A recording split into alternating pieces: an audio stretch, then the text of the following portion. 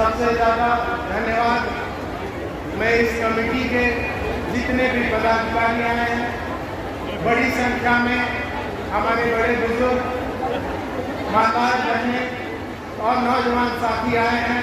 मैं आप सबका दिल की गहराई से बहुत बहुत स्वागत करता हूँ, अभिनंदन करता हूँ।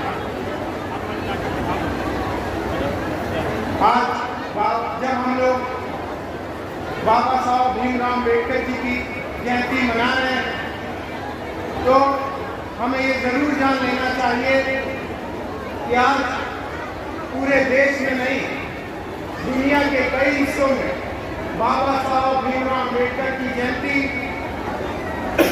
कितने ही हर्ष और उल्लास के साथ उनके मानने वाले लोग मनाने का काम कर रहे हैं। और आज हमको ऐसा भी देखने को मिल रहा है कि आज हर जात धर्म के लोग बाबा साहब की जयंती के शुभ अवसर को एक त्योहार के रूप में मना रहे हैं। क्यों मना रहे हैं?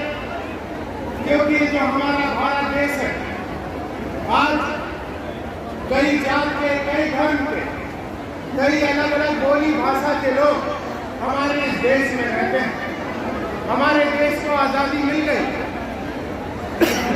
मगर हमारे देश के बीच में बहुत बड़ी परेशानी आ गई कि आज जब एक छोटा सा परिवार होता है, वहाँ पे जब आपस के 2 भाई 3 भाई होते हैं, तो उनको आपस में परिवार चलाने में कहीं ना कहीं कठिनाई आती है, कहीं ना कहीं उनको परिवार हो जाते हैं। तो जो इतना बड़ा देश है, जातियाँ हैं, इतने भाषाएं हैं, इस देश को कैसे चलाया जाए?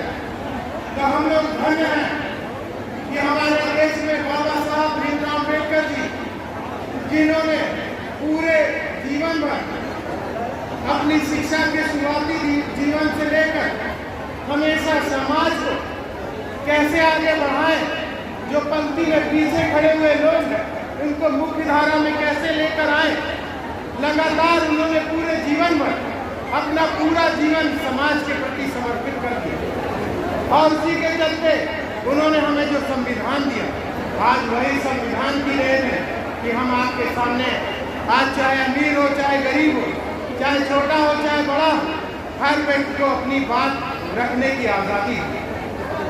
उन्होंने तो बहुत बड़ा काम कर दिया है, मगर अब आने वाले समय में हमारी आपकी जिम्मेदारी बनती है कि जो उन्होंने इतना बड़ा हक अधिकार हमें आपको दिया है, उसको कैसे हम लोग सुरक्षित रखने का काम करेंगे।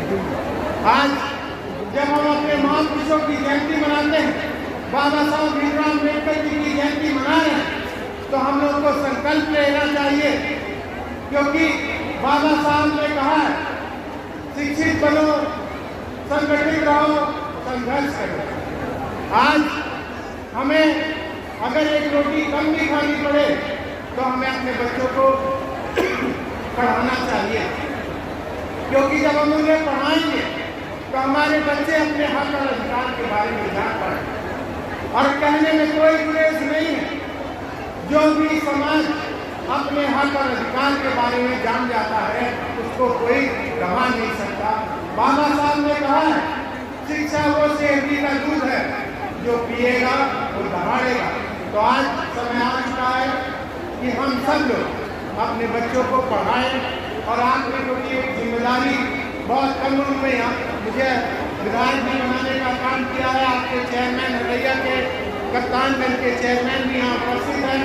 मैं उन लोग के तरफ से भी आपको यह आश्वासन भी आज के मौके पर देना चाहता हूँ कि आप अपने बच्चों को पढ़ाओ और उनके जब ऊंची शिक्षा दिलाने में अगर आपको कहीं कोई कठिनाई, कहीं कोई समस्या आएगी तो आप लोग बताना, हम तीनों मिलकर उसकी हर संभव मदद करने का काम भी करेंगे, जिससे वो आगे अपने जीवन में पढ़ाई कर सके और आगे अपने समाज का, अपने परिवार का नाम आगे बढ़ा सके। इन्हीं सब बातों के साथ एक बार पुनः आपकी पूरी कमेटी को और यहाँ पर जितने भी लोग हैं, आपको सबको दिल की गहराई से धन्यवाद देते हुए अपनी वाणी को विराम देना चाहता हूँ। जय भीम, जय भारत, जय संविधान।